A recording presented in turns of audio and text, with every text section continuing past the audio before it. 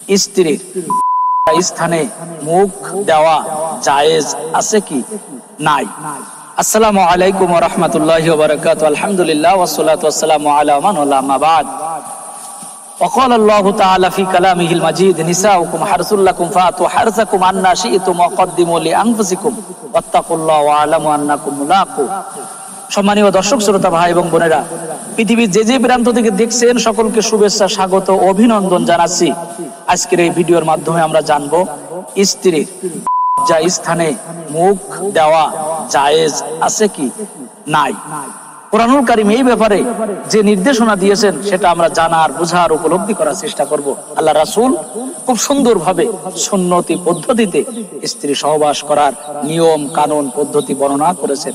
মা আয়েশা রাদিয়াল্লাহু তাআলা আনহাকে বলছেন, হে আয়েশা, তোমার সাথে আমার রাতের গভীরে যত অন্তরঙ্গ সম্পর্ক হয়েছে পৃথিবীর মানুষের কাছে সব বলে দাও, এখানে গোপন করার কিছু নাই, কারণ তারা আমার পদ্ধতি, নিয়ম নীতি এগুলো মেনেই তারা জীবন যাপন করবে।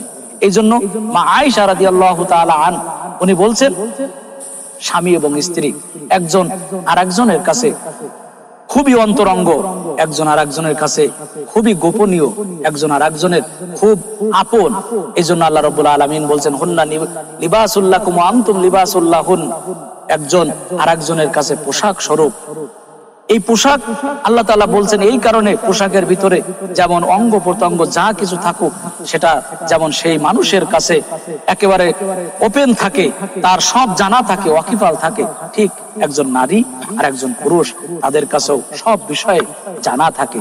এই জন্য স্বামী এবং স্ত্রী উভয়ে তারা যদি সম্মতিক্রমে তারা তাদের রুচিশীল হয়, তারা তাদের মতামতের ভিত্তিতে যদি তারা ইচ্ছা পোষণ করে, তাহলে আল্লাহ রাব্বুল আলামিন বলছেন এই ব্যাপারটি সম্পূর্ণভাবে তাদের কাছে ছেড়ে দেওয়া।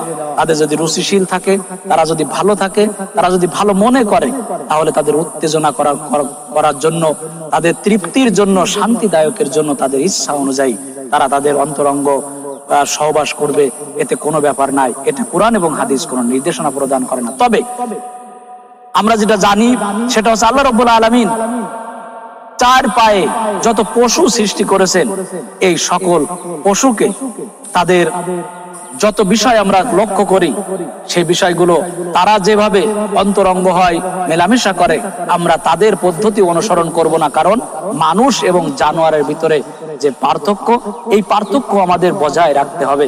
আল্লাহ তাআলা বিষয়টি বুঝার, উপলব্ধি করার তৌফিক দান করুন। আমিন। আসসালামু আলাইকুম ওয়া রাহমাতুল্লাহ।